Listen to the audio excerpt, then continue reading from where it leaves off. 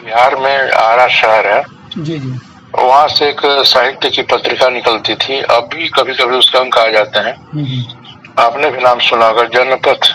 जी उसके संपादक हैं अनंत कुमार सिंह। जी वो कहानीकार हैं। जी तो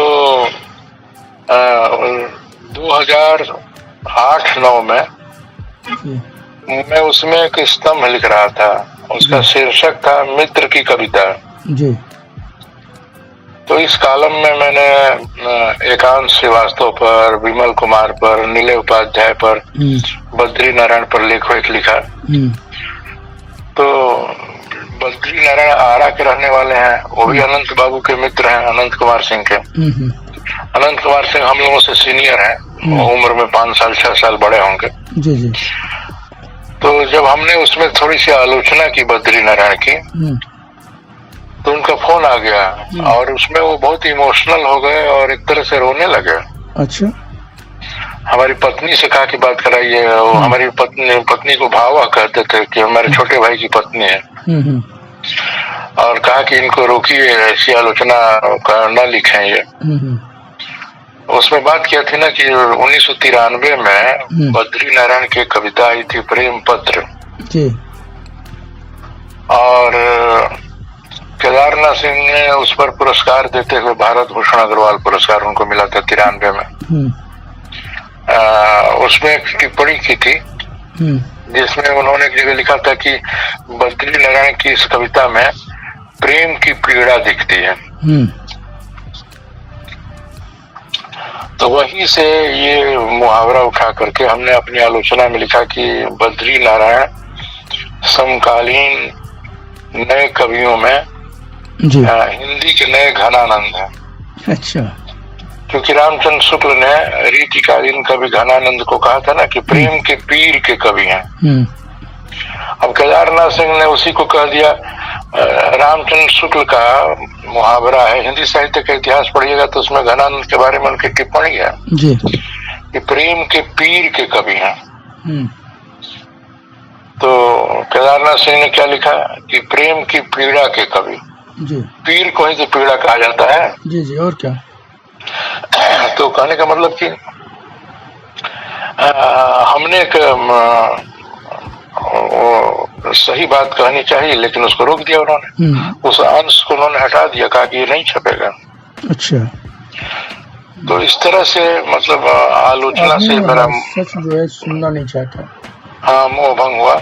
अरे भाई, जब एकदम साफ लिखा हुआ है कि प्रेम की पीड़ा के कवि हैं, और शुक्ल जी ने घनानंद को कहा, तो हम क्यों नहीं कह सकते हैं कि नए घनानंद आप हैं।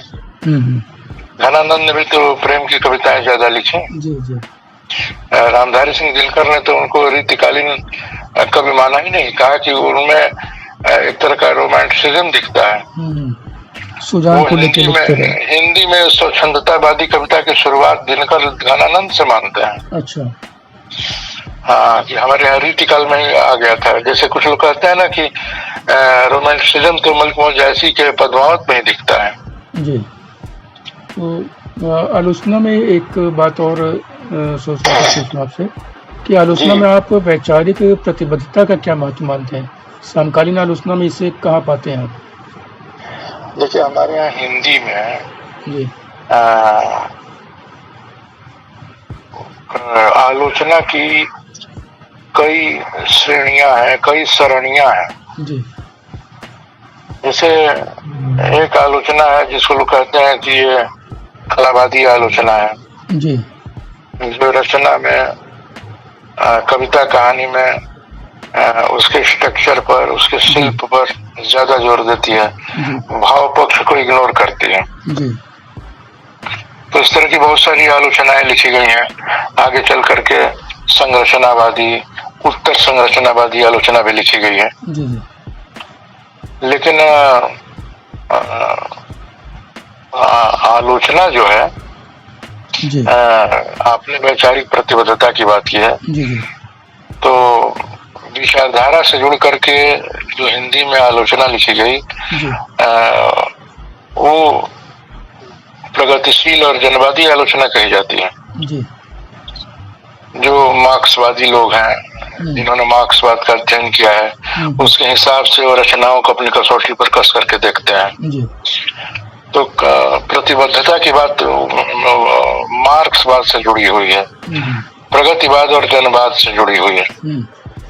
प्रतिबद्धता की बात कलावादियों के यहाँ नहीं है, या बल्कि कुछ लोग कहते हैं कि जो आधुनिकतावादी हैं, जैसे आधुनिकता अलग है, आधुनिकतावाद अलग है। जब मैं कह रहा हूँ आधुनिकता अपने आप में एक जीवन शैली भी है और एक विचारधारा भी है जी। और इसमें मार्क्सवादी विचारधारा भी है जी। और बहुत सारे आधुनिक विचारक जो पैदा हुए जी। लेकिन जब भी मार्क्सवादी आलोचक आधुनिकता से आधुनिकतावाद का इस्तेमाल करता है, तो हमारे यहाँ कहा जाता है कि आधुनिकतावाद हिंदी साहित्य में एक तरह से पूंजीवादी विचारधारा को रिप्रेजेंट करता है जी। तो आधुनिकता में और आधुनिकतावाद में लोगों ने फर्क किया है जी। जैसे परंपरा में और परंपरावाद में फर्क किया गया है जी। कि परंपरा की बहुत सारी चीजों को आप मान सकते हैं जी। जैसे मार्क्सवादियों ने कहा ना, आगे चल करके रामविलास शर्मा ने, शिव कुमार मिश्र ने, बहुत सारे चंद्रवली सिंह ने, जितने मार्क्सवादी आलोचक हुए, उन्होंने कहा कि हमारी परंपरा में जो श्रेष्ठ है, जो स्वस्थ चिंतन है, उसको हम ले सकते हैं, जो हमारे वर्तमान के संघर्षों में सहायक होता है। लेकिन रुग्ण चीजें जो है परंपरा में, सड़ी गली चीजें हैं, उनको हम का त्याग कर सकते हैं। लेकिन जो परंपरावादी हैं वो कहते हैं कि नहीं, हमारी परंपरा में कुछ भी गर्हित नहीं है, कुछ भी त्याज्य नहीं है, जैसे चलता रहेगा। अब जैसे आजकल कैसे सनातन की बात की जा रही है, हमारी सत्ताधारी पार्टी सनातन की बात कर रही है, तो कहती है ना कि जो हिंदुत्व है उसमें कोई बुराई है ही नहीं, जो सनातन संस्कृति है उसमें कोई बुराई है ही नहीं, हमारी परंपरा में कोई बुराई है ही नहीं, उसको पूर्णता में स्वीकार कर लेना चाहिए। जबकि जो प्रगतिवादी विचारक है वो कहते हैं कि नहीं, परंपरा में बहुत कुछ ऐसा है जिसमें षडांध है, उसको छोड़ भी देना चाहिए, परिवर्तनशील होना चाहिए, प्रकृति ही परिवर्तनशील है। जो बहुत सारी नई चीजें जो आ रही हैं, जो स्वस्थ हैं, सकारात्मक हैं, उसको लेते भी जाना चाहिए। तो क्या आप इस बात से सहमत है कि वर्तमान आलोचना सत्ता प्रतिष्ठान से मुक्त नहीं है? नहीं, बिल्कुल। हमारे आलोचक क्या, आजकल जितने लेखक है सब सत्ता के दबाव में जी। बहुत कम ऐसा साहित्य लिखा जा रहा है जिसमें विरोध दिखता है, जिसको हम प्रोटेस्ट करते हैं, और बहुत कम ऐसा साहित्य लिखा जा रहा है जिसमें प्रतिरोध दिखता है, जिसको रेजिस्टेंस कहा जाता है अंग्रेजी में। तो विरोध और प्रतिरोध तो बहुत कम बचा है ना। सत्ता तो निगल रही है ना, लगातार निगल रही है, अपने अनुकूल बना रही है लोगों को। बहुत सारे लोग अपना खेमा छोड़ छोड़ करके भाग रहे हैं, जो कभी प्रगतिवादी थे, जो कभी जनवादी थे, जो मार्क्सवादी थे, वो सब अपनी जमीन छोड़ छोड़ के भाग रहे हैं, क्योंकि सत्ता के साथ जुड़ेंगे तो उनको पद मिलेगा, पुरस्कार मिलेगा, उनको तमाम अवार्ड मिलेंगे, पद मिलेंगे, कुलपति का पद मिलेगा जी। तो सत्ता के साथ बने रहने का जो मुख्य कारण आप देख रहे हैं ये कि जो लोभ है, जो सुविधा चाहिए, वो है मुख्य, या इसको भी माना जाए कि सत्ता प्रतिष्ठान का दबाव अन्य तरीकों से भी है? हाँ, ऐसा है ना कि देखिए ना, अभी उसको फिर से रिपीट कीजिए, प्रश्न को रिपीट कीजिए। जी, मैं ये पूछ रहा हूँ आपसे कि आपने जो बात कही कि जो लोगों को पद चाहिए, लाभ चाहिए, इसके लिए वो अपना खेमा चेंज कर रहे हैं, तो केवल एक यही कारण है कि लोग अपना खेमा चेंज कर रहे हैं, या सत्ता प्रतिष्ठान का अनुचित दबाव किसी और तरीके से भी पड़ रहा है? नहीं, देखिए मैं आपको बता रहा हूँ जी कि एक इंटरव्यू चल रहा है, एक सत्ता का जी दबाव भी है, सत्ता इस तरह का माहौल तैयार भी करती है ना, इस तरह का खटाटोप बांधती है कि बहुत सारे लोग प्रभावित उससे होते हैं, और लोग उधर चूक जा रहे हैं। अच्छा, लोगों की प्रतिबद्धताएं कमजोर पड़ रही हैं। जी। तो आलोचना का उत्तरदायित्व सिर्फ ये माना जाए कि मूल्यांकन करना है या सृजनात्मक मार्गदर्शन भी देना है? नहीं, आलोचना के बारे में मेरा ये मानना है ना कि आलोचना किसी भी देश में, किसी भी समाज में, दुनिया के किसी भी हिस्से में यही देखा जाता है ना कि अगर उसमें अच्छे आलोचक हैं, अच्छी आलोचनाएं हो रही हैं, तो वो एक बहुत ही संजीदा और जीवित समाज है। क्योंकि आलोचना ही लोकतंत्र की असली बुनियाद है, उसकी पहचान है। तो आलोचना बेहतरी के लिए होती है ना, समाज को बेहतर बनाने के लिए होती है। अगर आलोचना के लिए स्पेस है किसी भी समाज में, तो समझिए को समाज सरवाइव करेगा, आगे बढ़ेगा। ऐसा मेरा मानना है कि आलोचना बहुत जरूरी है। लेकिन इन दिनों जो हमारे देश में माहौल बना हुआ है, उसमें खासतौर से हिंदी में आलोचना बहुत ही क्षीण और कमजोर हुई है। लोग मतलब स्वस्थ आलोचना करने का साहस नहीं दिखा पा रहे हैं। तो एक परिपक्व आलोचक में आप किन गुणों का होना अत्यावश्यक मानते हैं? सबसे बड़ी बात है कि एक अच्छे आलोचक को साहसी होना चाहिए। उसको सत्य का पक्षधर होना चाहिए। उसमें बेबाकीत होनी चाहिए। उसमें ये हौसला होना चाहिए, हिम्मत होनी चाहिए कि सच को सच कह सके, झूठ को झूठ कह सके। जैसे प्रेमचंद की कहानी है ना, वो पंच परमेश्वर, जिसमें खाला जुम्मन है और अलगू चौधरी है उसमें। तो खाला का हिस्सा मार रहे हैं जुम्मन शेख। तो वो कहती है ना अलगू चौधरी से जाकर के कि क्या बिगाड़ के डर से ईमान की बात न कहोगे? क्या मतलब बिगाड़ के डर से ईमान की बातें न करोगे? अगर मित्रता पर आँच आती है तो क्या सत्य नहीं बोलोगे? ये प्रेमचंद संदेश दे रहे थे कि भले बिगाड़ हो जाए, लेकिन सच्चाई पर, सत्य पर आँच नहीं आनी चाहिए। तो ये प्रेमचंद में साहस था। अपनी कहानियों, देखिए एक और बात जान लीजिए ना कि आलोचना को एक विधा तक सीमित न रखिए। एक बार यहीं आए हुए थे लखनऊ में मैनेजर पांडे, उनका व्याख्यान था। तो उसमें उन्होंने इस बात पर जोर दिया था, उन्होंने कहा था कि पूरी दुनिया में तमाम भाषाओं में जो आधुनिक साहित्य लिखा गया है, वो एक तरह से जीवन और समाज की आलोचना ही है। उन्होंने कहा कि सारी रचनात्मक विधाएं भी आलोचना के दायरे में आती हैं। जैसे एक उदाहरण मैं दे रहा हूँ, जैसे मुक्तिबोध की लंबी कविता है अंधेरे में, जो 1964 के पहले लिखी गई थी, उनकी मृत्यु के पहले ही। तो उस पूरी कविता में मुक्तिबोध ने आजादी के बाद के जो दशक हैं भारत के, जब तक वो जीवित रखे, उन्होंने एक आलोचना की है, एक उन्होंने उसका विमर्श तैयार किया है, आलोचनात्मक विमर्श। जैसे धूमिल ने उसके बाद लिखी कविता लंबी पटकथा, तो पटकथा भी भारत की और उस दौर की एक आलोचना को ही सामने ले आती है कविता। बहुत सारी कहानियां, महिलांचल उपन्यास को ही ले लीजिए, आजादी के बाद का जो भारत है, उसका एक क्रिटिक, एक आलोचनात्मक विमर्श आपको देखने को मिलेगा महिलांचल में। महिलांचल में भी। तो आलोचना को आलोचना विधा तक ही मैं सीमित नहीं मानता। तो किसी भी राग दरबारी श्रीलाल शुक्ल का है, आपने पढ़ा होगा। राग दरबारी भी तो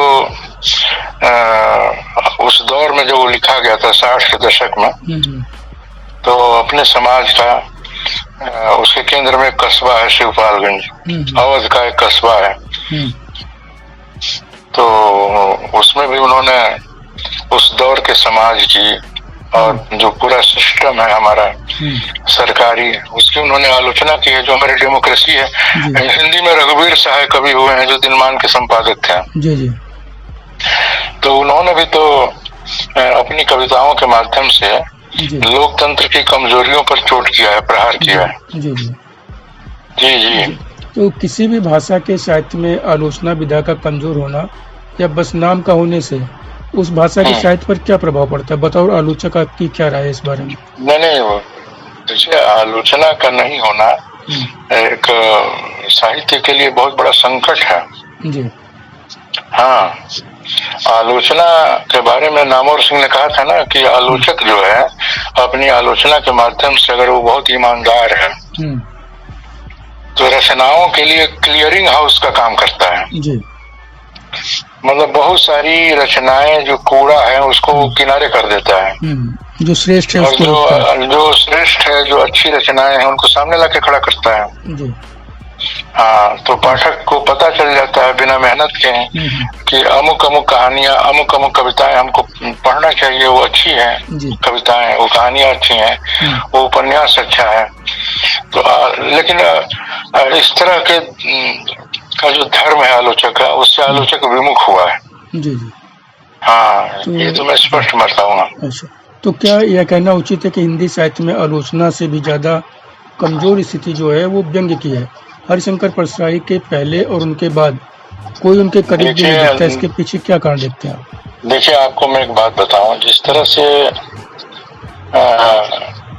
प्रेमचंद ने कहानी को एक नई दिशा दी जी, लेकिन हिंदी में उनके बाद भी कुछ बहुत अच्छे कहानीकार हुए जी, लेकिन व्यंग्य की जहाँ तक आप बात कर रहे हैं ना, तो मुझे मेरा मानना है कि एक व्यंग्यकार के रूप में जो शिखर प्राप्त किया हरिशंकर परसाई ने, जो कीर्तिमान खड़ा किया ना, उसको तोड़ पाने वाला कोई व्यंग्यकार दिखता नहीं है।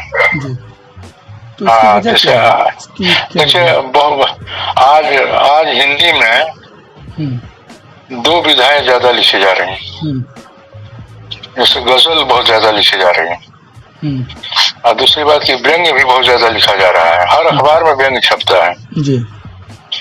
लेकिन आप देखिएगा कि बहुत सारी गजलें जो थोक के भाव आपको दिखाई देती है ना, उन गजलों में कोई नया मुहावरा नहीं है, कोई खास तरह की मौलिकता नहीं है। उसी तरह से जो व्यंग्य है उसमें कोई धार नहीं है, हाँ, उसमें प्रहार करने की क्षमता ही नहीं। जैसे परसाई जी को हम लोग पढ़ते थे, ये कुछ हद तक शरद जोशी थे, हाँ, ज्ञान चतुर्वेदी अभी भी लिख रहे हैं, लेकिन वो बात नहीं है जो परसाई जी में थी।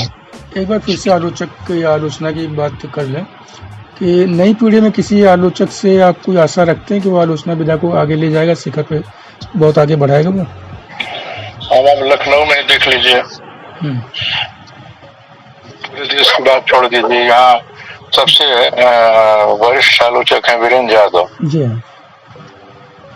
उसके बाद आलोचना में नलिन रंजन सिंह जी, अनिल त्रिपाठी, अजीत प्रियदर्शी, इन लोगों का नाम आता है जी। लेकिन इन लोगों ने अभी उस तरह का कोई लेखन नहीं किया है, हाँ, जिससे पता चलता हो कि इनमें बहुत दूर तक जाने की संभावनाएं जी। उस तरह की प्रतिभा जैसे हिंदी में आलोचना की रही है जी जी। ऐसी कोई बड़ी उम्मीद आप नहीं कर पा रहे हैं वो जो वर्तमान आलोचक उनमें से किसी से भी? नहीं, मैं तो इस तरह का कोई आलोचक देख नहीं पा रहा हूँ, क्योंकि मैंने आपको पहले ही कहा ना कि आलोचना में भेदभाव ज्यादा पैदा हो गया है, संगठनों के आधार पर, खेमों के आधार पर, विचारधारा के आधार पर। तो उस तरह से शिद्दत के साथ, बहुत ही सच्चाई के साथ, ईमानदारी के साथ आलोचना हो नहीं रही है। तो ये एक हादसा तो है। इसके पहले भी जो लोग थे, मतलब आलोचक, वो भी इतने ईमानदार नहीं थे। मतलब परंपरा तो उन्हीं लोगों ने शुरू की है ना, जो भेदभाव की और पक्षपात की। नामवर जी जैसे इतने बड़े आलोचक पैदा हुए हिंदी साहित्य में, और उनके बाद उनके समकक्ष भी कोई आदमी आप क्या देख पाते हैं? देखिए, हिंदी महान लेखकों की भाषा रही है जी, और यहाँ हर विधा में बहुत अच्छे लोग रहे हैं लिखने पढ़ने वाले जी। अब जहाँ तक आलोचना की बात है तो बहुत सारे नई पीढ़ी के लोग लिख तो रहे हैं, लेकिन नामवर सिंह के बारे में मेरा मानना है कि नामवर सिंह बहुत ही अध्ययनशील और प्रखर प्रतिभा के धनी थे, और एक तरह से उन्होंने पूरा जीवन ही समर्पित कर दिया था पढ़ाई लिखाई के नाम। तो जितना उन्होंने लिखा है उससे कई गुना ज्यादा तो उन्होंने व्याख्यान दिया है, और उसमें उनका अध्ययन झलकता है, दिखता है जी। अब उस तरह का कोई आलोचक हमारे बीच तो नहीं है। जैसे नामवर सिंह अगर किसी कवि का नाम लेते थे, किसी कहानीकार का नाम लेते थे तो रातों रात सुर्खियों में आ जाता था जी। तो इस तरह तो हमारे बीच में जैसे आलोचना को लेकर के नामवर सिंह की स्वीकृति थी सबके बीच में जी। नामवर जी जो कहते थे उसको तवज्जो दिया जाता था, उसको महत्व दिया जाता था जी। आज किसी आलोचक की ऐसी स्थिति नहीं है। देखिए, अभी हिंदी में कोई एक आलोचक ऐसा नहीं है जिसकी उस तरह की व्यापक स्वीकार्यता हो। जी जी। बहुत से आलोचक हैं, आप सबको जानते होंगे। जी जी। उनमें कोई ऐसा आलोचक हमको नहीं दिख रहा है ना कि उसकी आलोचना को लेकर के सर्व स्वीकृति हो।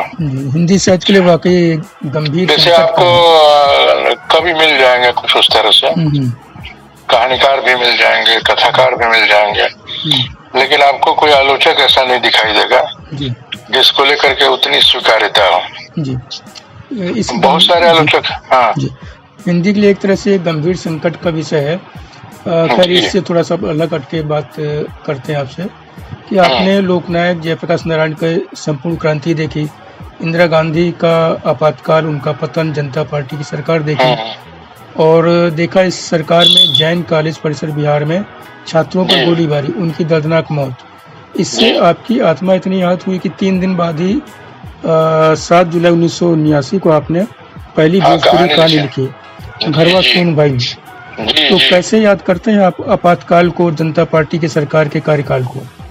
देखिए, हम लोग किशोर थे, किशोरावस्था थी जी जी, और जेपी मूवमेंट जब हुआ सन 74 में तो हम लोग 14 साल के थे जी। तो हमने देखा कि वो आंदोलन गांव-गांव तक पहुंच गया था, कस्बा तक पहुंच गया था जी। और बहुत सारे उस दौर में भोजपुरी में लोक कवि सामने आ गए थे जिन्होंने जेपी के पक्ष में गीत लिखे जी। जैसे हमारे इलाके में एक लोक कवि थे भोजपुरी के जिनको सुराज तिवारी कहा जाता था जी। क्योंकि सन 47 में उनका जन्म हुआ था तो उनका नाम सुराज पड़ गया जी। तो हम लोग हाई स्कूल में पढ़ते थे तो क्लास से हम लोग बाहर निकल आए क्योंकि स्कूल के बाहर का जो मैदान था उसमें सभा चल रही थी। सुराज तिवारी उसमें गाना गा रहे थे तो उनकी पंक्तियां अभी मेरी स्मृति में है कि 2 साल की पढ़ाई में क्या है, जीवन दान देना पड़ेगा। तो जेपी ने जो नारा दिया था ना जी, वो छात्रों में बहुत लोकप्रिय हुआ था और छात्रों ने उनका साथ दिया, फिर वो देशव्यापी आंदोलन बन गया जी। तो गुजरात में भी उसी तरह का आंदोलन शुरू था, बिहार में भी शुरू था, वो पूरे देशव्यापी हो गया और इंदिरा गांधी की तानाशाही का विरोध किया गया। अब बाद में आपको पता ही है कि इंदिरा गांधी सत्ता से बेदखल हो गई, जनता पार्टी का शासन हुआ जी। तो आपातकाल को आप स्याहकाल मानते हैं? हाँ, मैं तो मानता हूँ कि इंदिरा गांधी ने लेखकों को, कवियों, विचारकों सब पर सबको दबाने की कोशिश की थी ना। बहुत सारे लोग जेल भेज दिए गए थे। जैसा एक तरह से कहा जाए कि उस दौरान साहित्यकारों या विचारकों पर जैसा हमला हुआ, जिस तरह का अत्याचार हुआ, वैसा उसके बाद तो मुझे नहीं लगता कि कभी दिखाई दिया। नहीं देखा, ऐसा है ना कि उस दौर में और आज के दौर में आप एक बारीक फर्क कर सकते हैं। जी जी।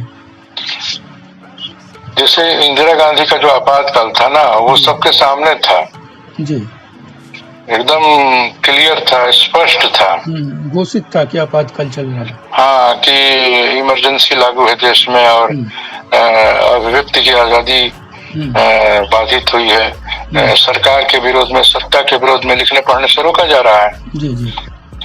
और जो लोग ऐसा करते थे उनको जेलों में बंद कर दिया जाता था। जी। तो वो तो एकदम स्पष्ट था। लेकिन आज का दौर जो है उसके बारे में लोग कहते हैं कि एक तरह का अघोषित आपातकाल है। जैसे स्वतः जो लिखने पढ़ने वाले लोग हैं वो एक सेल्फ सेंसरशिप के शिकार होते जा रहे हैं। हाँ, स्वतः जैसे सच बोलना कम होता जा रहा है, सच लिखना कम होता जा रहा है। एक पूरे देश में एक ऐसा माहौल बना है जो हिंदुत्ववादी राजनीति हो रही है ना, तो उसमें एक ऐसा प्रचंड दबाव बना है लोगों पर। हाँ, कि लोग स्वतः मतलब उतने मुखर नहीं रह गए। और जो मुखर होते हैं उन पर बंदिशें अभी लगाई जाती हैं। अभी कश्मीर पर बहुत सारी किताबें जो लिखी गई हैं उनमें बहुत सारी किताबों पर प्रतिबंध लगाया गया। जी जी। तो आज का दौर भी कोई बहुत बेहतर दौर नहीं है, लेकिन उस दौर में उस जिस तरह से विरोध हुआ लोकतंत्र के लिए, आज जो विरोध नहीं दिख रहा है। अभी आपने कश्मीर की बात उठाई तो उसी से जुड़ा कुछ और जो मेरे मन में बोलना चाह रहा हूँ कि कश्मीर में जो कुछ घटना आज़ादी के बाद या आज़ादी के 2-2.5 साल पहले भी जो कुछ हुआ राजनीतिक विद्वेष के चलते तरह तरह के कानून बनाए गए पीछे से लागू करके कुछ एक विशेष समुदाय पे हमला हुआ और बड़ी संख्या में लोगों की हत्या भी हुई, पलायन भी हुआ। उसके बाद एक के बाद एक लगातार घटनाएं होती रहीं।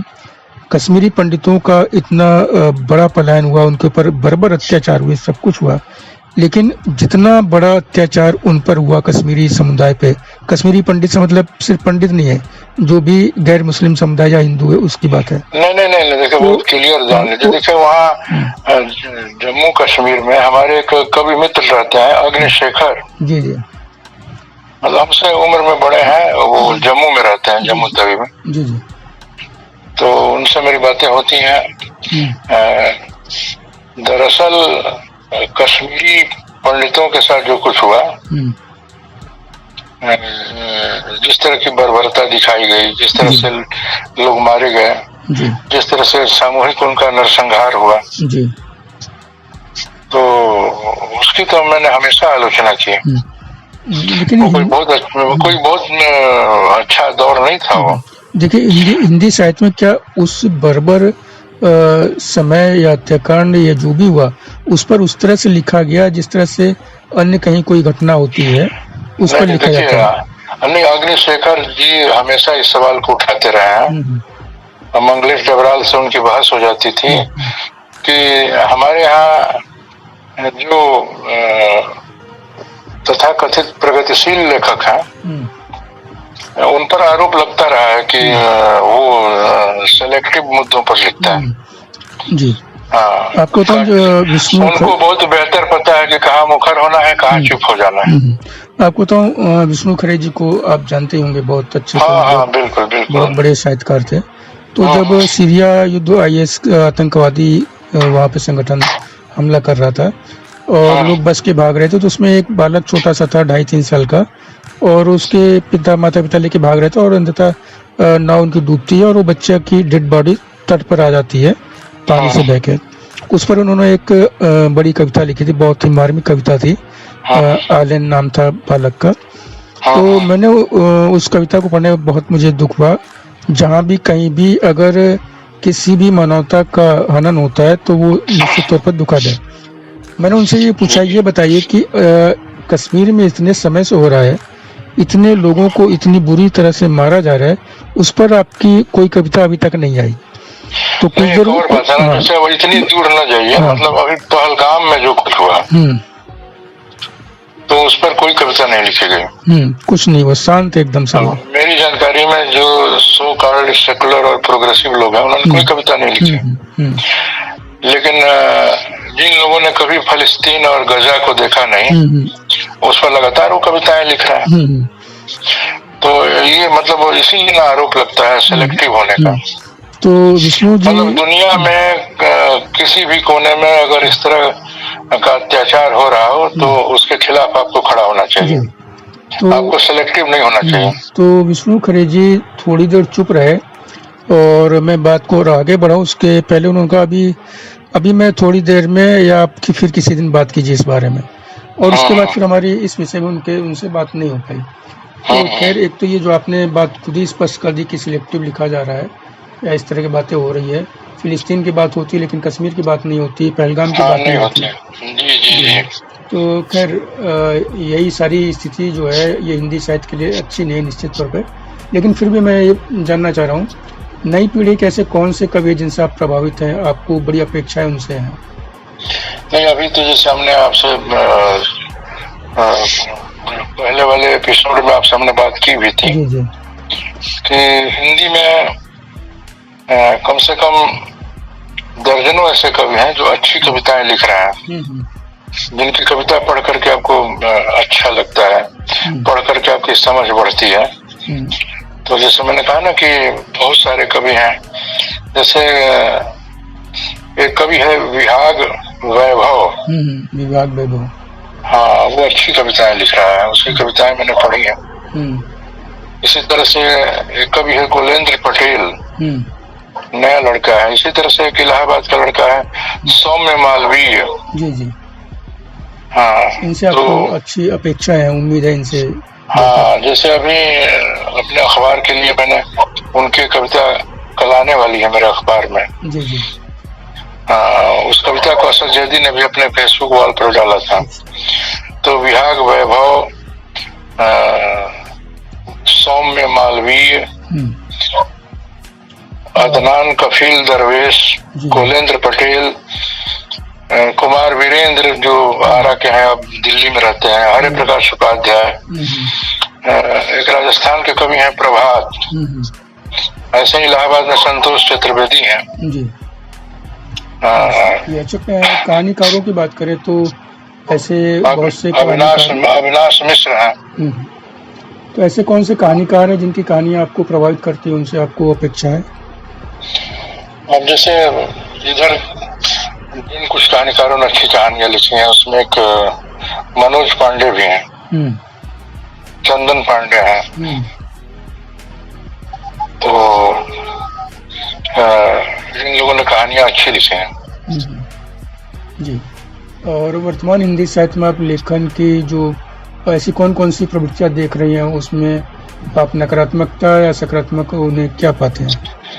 नहीं, जैसे हमने कहा ना आपसे कि कहानियां जो इन दिनों लिखी जा रही है ना, उसमें संवेदना तत्व की कमी है, सूचनाएं ज्यादा हैं, जिसको पाठक सहजता से ग्रहण नहीं कर पाता है।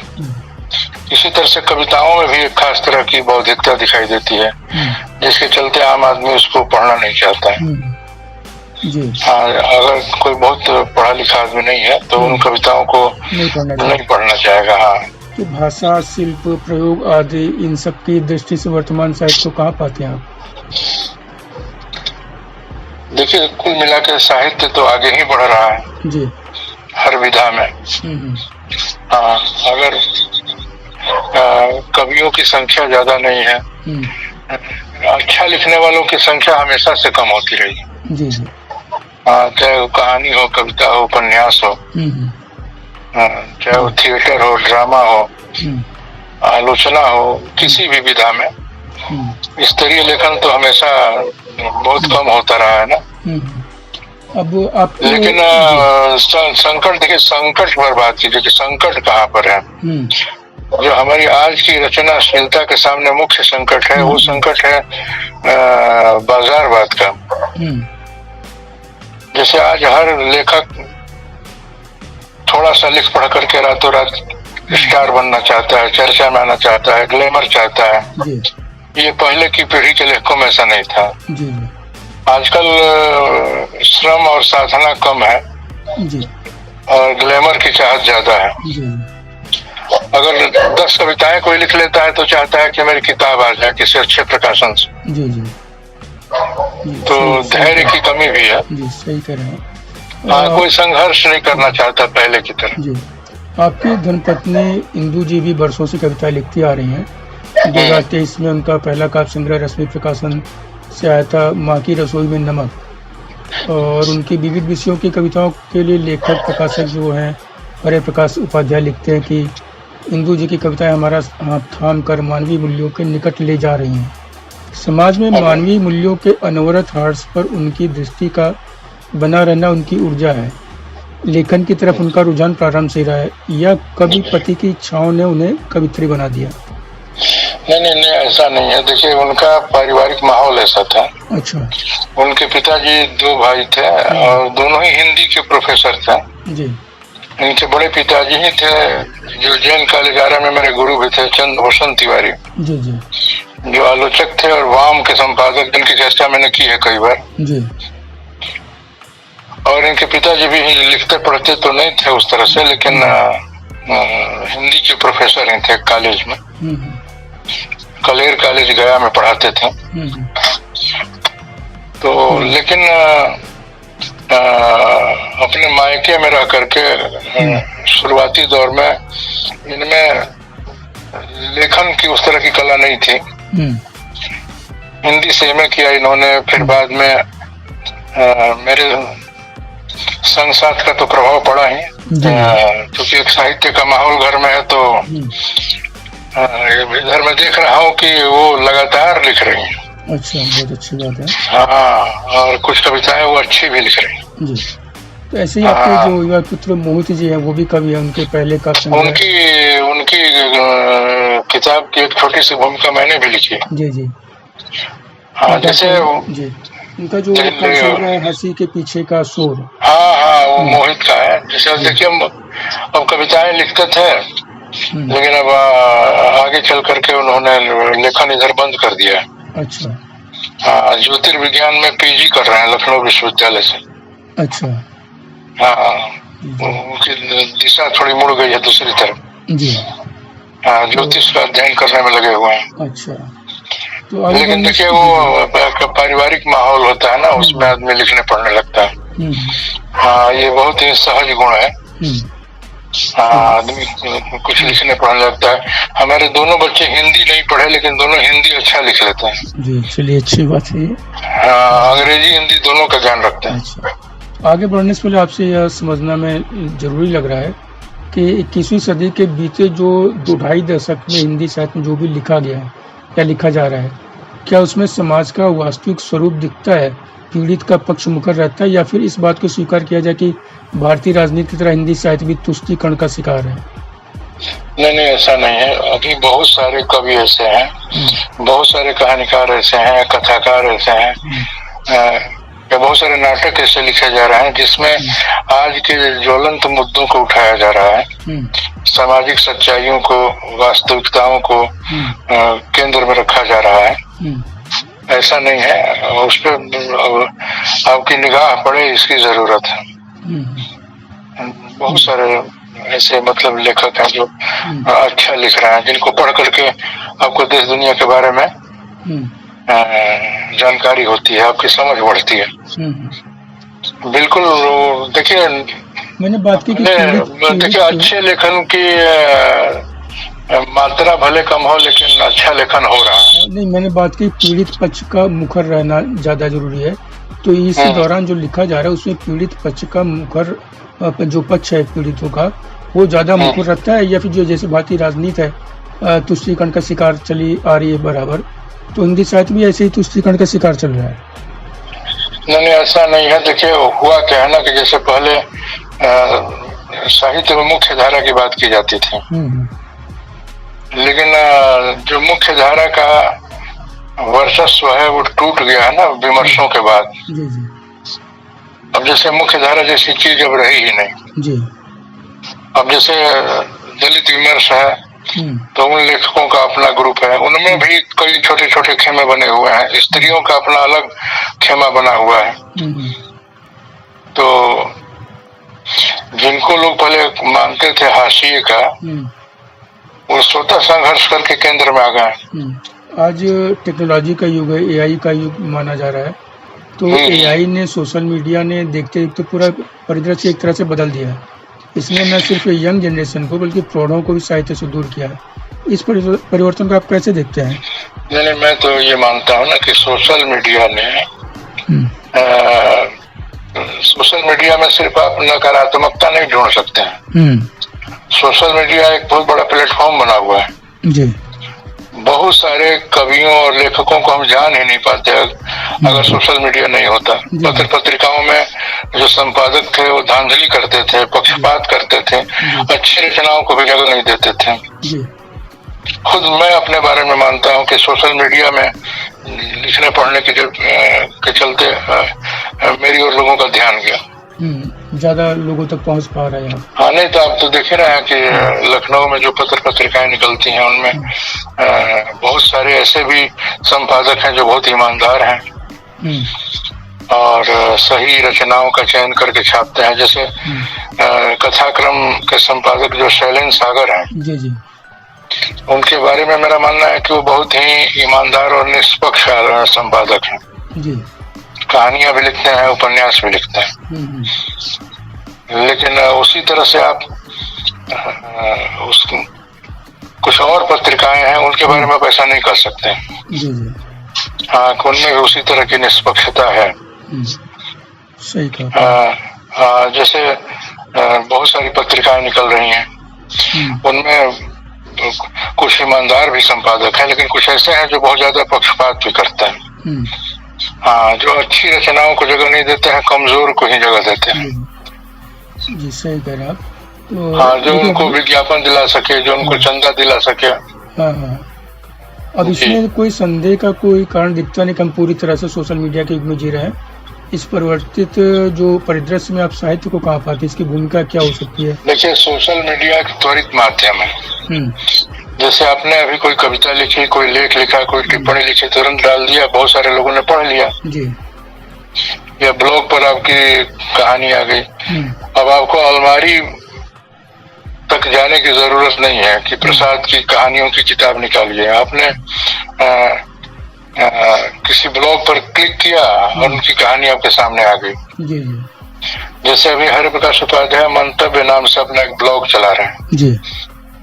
तो उसमें उन्होंने जयशंकर प्रसाद की कई चुनी हुई कहानियों को, प्रेमचंद की कहानियों को भी दे रखा है।